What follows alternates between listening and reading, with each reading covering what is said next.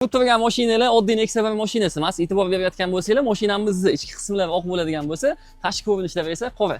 Bu spesialniy bo'yatilgan. Okamlar aytayaptilarki, bu mashinaga $5000 xarajat qildim, deyaptilar. Nimasiga deydigan bo'lsanglar, salonchilariga, panorama lyuklariga hamda rangini to'laligicha o'zgartirilgan. O'zgartirilganda ham bo'laveradi, shunchaki bo'yatib qo'ysam bo'ldi degan fikrda emas. Spesialniy o'z mutaxassislari tomonidan juda ham chiroyli holatda mashinamizni bo'yalgan. Bu mashina bizning oldimizga nima sababdan kelgan? Nexia Sonus motorda. Sonus 1.6. Yaqinda motor remont qildirgan ekanlar. 2 oy yoki 3 oy avval. Mashinani motor remont qildirganlaridan keyin 9 million so'm xarajat qilganlar. O'ylab ko'ringlar, Sonus motoriga bu ozgina pul emas. 9 million xarajat qilingan, lekin okamlarning ichlari chiqmagan. Nima bo'lgan? Ma'lum miqdorda moy kamaytirilgan. Undan tashqari esa mashina detonatsiya bilan qaltirab ishlab, salon ichlariga, rullariga polni vibratsiya berib, detonatsiya berib ishlagan. Olib keldilar. Birinchi sizni oldingizga olib kelgandim ko'rsatib. Undan keyin sizni oldingizda ko'p vaqt ketib qolar ekan deb boshqa kishida qildirdim, lekin baribir ko'nglim chiqmadi. Men mashinamni juda ham yaxshi ko'raman. Shuning uchun endi qancha vaqt ketadigan bo'lsa ham o'zingiz motorlarini remont qilib bering deb tashlab ketdilar. Motorlariga yana qaytadan polni xarajat qilib, o'shanaqangi 8 million, 9 million pul sarflab remont qilinmayapti. Ko'rishingiz mumkin, motorlarini polni noldan yana qaytadan sochib, maydalab terib beryapmiz. 8 million, 10 million pul xarajat qilinmayapti. Bizning maqsadimiz nima edi? Motorni sochib, kamchiliklari bo'ladigan bo'lsa, qaytadan terib berishlik. Zagilushkalarini yangiladi. Zagilushkalari charchab qolgan ekan. Porshinlarini o'zini qoldirdi. Ko'lsalarini almashtirib yuborganmiz. Ko'rishingiz mumkin, bloklarini zavodskoy qora ranglarga bo'yab qo'yganmiz. Undan tashqari esa motor ichlarini polni yuvib tozalab, yangiday qilib, simlarigacha, kabellarigacha polni izolyatsiya qilingan. Operator yaqinroqdan olib kelasiz. Mana ko'rishingiz mumkin, o'zini zavodskoy goferlarini kiygizib, kabellarini izolyatsiya qilib, zavod holatida qilib qaytarib yig'ilyapti. Ertaga borib kapotni ochadigan bo'lsangiz ham shunchaki kayfiyat ko'tarishlik uchun buni tomosha qilib turishligingiz mumkin bo'ladi. Motorda ikki xil kamchilik bor edi. Birinchisi moy rasxod qilishligi, ikkinchisi esa qaltirab qolishligi. Moy rasxodga aloqador joyi motorimizning pastki qismi bo'ladigan bo'lsa, bu tomondagi muammolarini butkul bartaraf qilindi. Ya'ni ko'lsalarini almashtirildi, qaytadan yechib, joyiga qaytarib o'rnatildi. Endi qaltirab ishlashligiga kelamiz.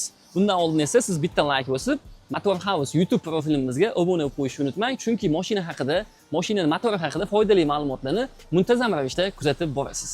Endi esa galovkasiga to'xtalamiz. Okalar, ko'rishingiz mumkin, galovkasini yangiday qilib yig'ib qo'yilgan. U maqtanishli yoki boshqa ma'noda emas, shunchaki bizni texnikani yaxshi ko'radigan okalar kuzatishadi. Bunaqangi manzarani ko'rganda shunchaki mazza qilib like tugmasini beixtiyor bosib yuborishadi. Xullas, buni ko'pchilik so'rashadi bizdan, oka, alyuminniy rangni shunchalik darajada chiqarganmisizlar yoki bo'yalganmi deyishadi. Biz qilayotgan ishimizni yashirmaymiz, ochiq ma'lumot beramiz. Nimaga? Chunki bizni ko'rayotgan usta okalar bizdan o'rganib qilishadigan bo'lsa, bizga ajr savobi ham tegib turadi. Undan tashqari o'sha ustalarda ish qildiradigan mijozlarning ishi ham sifatliroq chiqadi. Biz shu tomonlama hissamizni qo'shgan hisoblanamiz. Buni pudra kraskaga sepilgan, balonchilik kraska bo'ladi, 36. Xuddi shunaqangi kraskalarga sepib, bo'yab yig'iladi. Nimaga? Chunki chiroyli chiqishligi mumkin. Ko'pchilik aytishligi mumkin, ozgina yurgandan keyin bir kuyib ketadi-ku, xunuyib ketadi-ku deyishligi mumkin. Uni bo'yamaydigan bo'lsangiz ham bir xunuyib ketadi. Muhim ustaxonadan chiqayotgan paytda yangi holatda, toza holatda turadigan bo'lsa, shuncha pulni behuda xarajat qilmayman. Mashinani motorini ustki qismiga ham, ichki qismiga ham zo'r e'tibor beribdi. Ustalarning ishi toza ekan degan fikrda bo'ladi. Menimcha yaxshi tushunarli ma'lumot berdim degan umiddaman. Xo'p, endi motorimizni qaltirashiga kelamiz. Mashinani motori nima sababdan qaltirayapti? Menimcha bu ma'lumot hammaga qiziq bo'lsa kerak. Okalar, agar shu videoni shu joyigacha ko'rib, podpiska bo'lmasdan, like bosmasdan kuzatayotgan bo'lsangiz, menimcha uyatli bo'lsa kerak. Chunki biz yillar davomida to'plagan tajribamizni sizlarga shunchaki hadya sifatida yoki bo'lmasa foydali ma'lumot sifatida aytib o'tyapmiz. Nexia haydaydigan okalar agar bordi-yu shu mashinalar qaltirab qoladigan bo'lsa yoki taqillab qoladigan bo'lsa, hech ikkilanmasdan meni yo'riqnomam bo'yicha ish qiladigan bo'lsanglar, katta xarajatdan qutulib qolgan bo'lasizlar. Nexia Sonuslarda eng ko'p kuzatiladigan muammolardan bittasi mashinada qaltirab detonatsiya paydo bo'lib qolishligi. Ikkinchi muammosi esa raspiridval g'ajlanib ketishligi. Raspiridvalning vazifasi nima? Raspiridval ish ko'rsatadigan bo'lsa, qanday muammolar yuzaga kelib qoladi? Raspiridvalning boltachasi bo'ladi. Ko'rganingizda, agar bordi-yu bu boltacha g'ajlanib ketadigan bo'lsa, taqillagan ovoz chiqib qoladi. Raspiridval soppa sog'lom turgan holatda ham muammo qilishligi mumkinmi deydigan bo'lsanglar, albatta muammo qilishligi mumkin. Hozir bu mashinamizning aybi raspiridvaldan chiqdi. Nimaga? Chunki mashinamiz qaltirab detonatsiya bilan ishlashligining sababi motor remont qilingan vaqtda bunga yangi Xitoy raspiridval qo'yilgan ekan. Hozir qo'limda turgan raspiridval koreyskiy рабочий original. Hozir kecha kunduzda 2026-yilda olinayotgan videoni 2030-yilda ham ko'rishligi mumkin-da.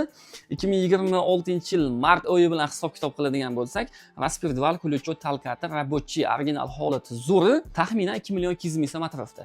Yangisi raspirdual ключевой allokatorlar bilan 700 ming so'm atrofida. Raspirdualning uzun narxi originali 1 million 400 ming so'm bo'ladigan bo'lsa, yangi Xitoyga kelsa 300 ming so'm turadi. Bu narxdan ham ma'lum, sifatidagi katta farqi.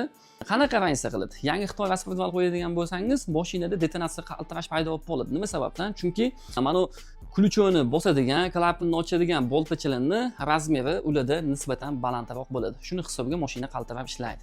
Yangi Xitoy raspirdualning ikkinchi kamchiligi esa qo'yganingizdan keyin bordi-yu qaltirashiga ko'z yumadigan bo'lsangiz ham ko'p yurmasdan g'ajilanib, mana boltachalari yemirilib, taqillagan ovoz chiqib qoladi. Shuning uchun raspirdualni faqat originaldan qo'yishinglarni maslahat berib qolaman. Imkoniyatim yo'q, qimmat ekanda katta ransa qilar ekan deydigan bo'lsanglar, agar imkoniyatingiz bo'lmaydigan bo'lsa, raspirdualni qo'ymasdan o'sha holatda haydab turishinglarni maslahat berib qolaman. Chunki arzon sho'rva islatmaydi. Arzon narsa qo'yadigan bo'lsangiz, ko'p yurmasdan muammo qiladigan bo'lsa, o'zingiz cho'ntagingizga ziyon bo'ladi. Ruslarda bitta gap bor-ku, spujite plati dvajdi deydi. Ya'ni ziqna odam 2 marta xarajat qiladi. Bunga qimmat narsa qo'yilsa ham, arzon narsa qo'yilsa ham, u bizning foydamizga yoki ziyonimizga emas, okalar.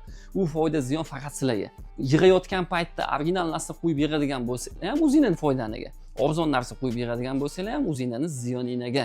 Shuning uchun motor ustki qismiga, ya'ni switch provodalarini arzondan qo'yishinglar mumkindir, ozgina yurgandan keyin almashtirib olishinglar mumkindir, lekin motor ichki qismiga original toza narsa qo'yib yig'ishinglarni maslahat beraman. Chunki o'chi yopayotgan paytingizda faqat bu narsalarga emas, одноразовый prokladka sandilarga ham ziyon yetadi, o'zingiz qayta xarajatga tushib qolasiz. Xullas, moy rasxod qilishlarini yo'qotdik. Raspirdual qo'yib, klapanlarni pirtilka qilib, bu muammolarni ham yo'qotdik. Mashinamiz qaltiramaydigan, idealniy holatda ishlaydigan bo'lib chiqadi. U gap shunchaki og'izda emas, xudo xolasa video davomida mashinamiz yurgan holatini ham sizlarga qo'yib boramiz. Shunda sizlar to'laqonli gapimga ishongan va tushungan bo'lasizlar. Ya'ni og'izda hamma gapirishligi mumkin, hamma narsani amalda qilib ko'rsatiladi.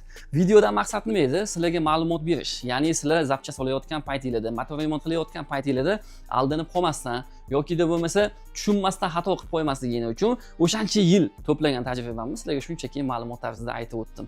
Video foydali bo'lgan bo'lsa, like bosib turasizlar. Video davomida mashinamiz yurgan holatini ham sizlarga qo'yib boramiz. Va'da qilingandek, Nexia Sounds mashinamizga ham motorlari, ishlari o'z yakuniga yetdi. Sizlar bilan birgalikda qilingan ishni qisqacha yoritib berishga harakat qilaman. Nexia Sounds mashinasi biz oldimizga kelgan vaqtda yaqinda motor remont qilingan ekan, 2 oy avval. Biz oldimizga kelgan paytdagi muammosi mashina qaltirab detonatsiya bilan ishlashligi va moy rasxod qilishligi. O'chib, pulsalarini almashtirdik, moy rasxod qilish muammosi yo'qoldi. Tepa qismidagi muammosi esa raspirdualdan ekan. Motor remont qilinganda raspirdual yaxshisini qo'yilmagan va natijada mashinada qaltirashli holatda yuzaga kelgan. Faqatgina yechib yig'ishli emas, ustidan vazifasi faqatgina o'ch yopishli emas, ustida degani zapchast tanlashni bilishligi kerak. 1000 o'ch yopavergani bilan noto'g'ri zapchast qo'yadigan bo'lsa, qilgan ishi ko'zga ko'rinmaydi. Mashinamiz yurgizganmiz, e'tibor berishinglar mumkin, baho berishinglar mumkin. Xudo xolasa, idealniy holatda ishlayapti. Mashinamiz tekis ishlayotganligini piyolada suv quyib ko'rsatib berishi o'zimga to'g'ri deb bildim. Mana. Chotki, xudo xolasa, zo'r ishlayapti. Tekis ishlashdan ham ko'ra sizlarga yana bitta narsani ko'rsatib bermoqchiman. Nimani deydigan bo'lsanglar, nozik dit, nozik tab egalari ko'p, to'g'rimi? Mana xuddi shunaqalarni qatoriga kiraman-da, bitta ish qiladigan bo'lsam, yo zo'r bo'lsin, yo butkul qilmagan yaxshi deb hisoblayman. Mashinani motorini 0 dan 100 gacha yig'ilayotgan paytda ishi sifatiga e'tibor berasizlar, provodini ushlaydigan plastmassalari, undan tashqari kabellarning izolyatsiyasi va undan tashqari alohida e'tibor berasizlar, mana qangi plastmassalargacha zavod qilib qo'yilgan. Nimaga? Chunki kapotni yopgandan keyin umuman ko'rinmaydi-ku, mashinani haydab yuriladi xolos-ku, bu narsasi shart emas. Deyishinglar mumkin. Yo'q, okalar. Bitta ishi did bilan chiroyli qilib qilinadigan bo'lsa, meni fikrim bo'yicha uzoq vaqtgacha xizmat qiladi. Va o'sha narsani haydayotgan kishi ham e'tibor bilan ancha pul sarf qilganman-ku degan maqsadda haydaydi. Ko'pchilik bizdan manzilimizni so'raydi-da, bizning manzilimiz Namangan shahar Afsonalar parki orqasida. Pastda nomer ham qoldirib qo'yaman, shu nomerlarga Telegram orqali yoki bo'lmasa uyali aloqa orqali bemalol murojaat qilishinglar mumkin. Motor bo'yicha, hadovoy bo'yicha, rulovoy remont, avtomat korobka hamda programma yo'nalishlari bo'yicha bemalol murojaat qilaverasizlar. Xudo xolasa ishinglarni sifatli hamda kafolatli qilib bajarib beramiz. Faqatgina Nexia yoki Innomark emas, barcha turdagi avtomobillarni remont qilamiz. Jiguli Moskvishlar bundan mustasno. Videoni shu joyigacha ko'rgan bo'lsangiz, kommentariyada o'zingiz fikringizni yozib qoldiring va like tugmasini bosish esdan chiqmasin. Mashinamiz tayyor, idealniy holatda bo'ldi. Kechagina ham aytgan edim, mashinaga 5-6 ming dollar atrofida pul xarajat qilingan ekan. Xarajat shunga arziydi va motor tomonlarini ham ko'ngildagiday qilib bajarib berdik degan umiddaman. Xudo xolasa ancha vaqtgacha xizmat qiladi. Ko'pchilik mendan so'raydi, motor remont qilib beradigan bo'lsangiz qancha xizmat qiladi deb. Men shu yo'nalishda salkam 15 yildan beri ishlaydigan bo'lsam, motor remont qilib bergan mashinalarimni 5-600 ming kilometr yurganini ham ko'rganman, 50 ming, 60 ming kilometrda charchatib qo'yganini ham ko'rganman. Uzoq vaqt xizmat qilishlik kimga bog'liq? Ustaga, zapchastga, usta bilan zapchastsi vazifasi 20 ming kilometrdan keyin chiqib ketadi. Undan keyin davomiy xizmat qilishligi faqatgina shofyorga bog'liq bo'ladi. Nimaga? Chunki shofyor hamma narsaga vaqtida e'tibor beradigan bo'lsa, moylarini vaqtida almashtirib, yozda suv quymasdan antifrizda yurib, zubchati remenlarini vaqtida almashtiradigan bo'lsa, hech qanaqangi muammo yuzaga kelmaydi. Mashinamiz tayyor. Video yoqqan bo'lsa, Nexia haydini tanishlarga yuborib qo'yasizlar. Bizdan uzoqlashmaslik uchun podpiska tugmasini bosib qo'yasizlar. Joninglar sog' bo'lsin. Ishimizning asosiy qismini sal qolsa yoddan ko'tariladi debdi. Eng asosiy qismi bu marker bilan hamma joyini metkalab qo'yamiz. Bu marker qilishlikdan maqsad nima? Marker qilishlikdan maqsad zavod standarti bo'yicha har bitta narsani kraskalab qo'yishlikdan maqsadi bu bo'shatilgan yoki qo'tirilganligini bildirib turishlik uchun va garantiya belgisi hisoblanadi.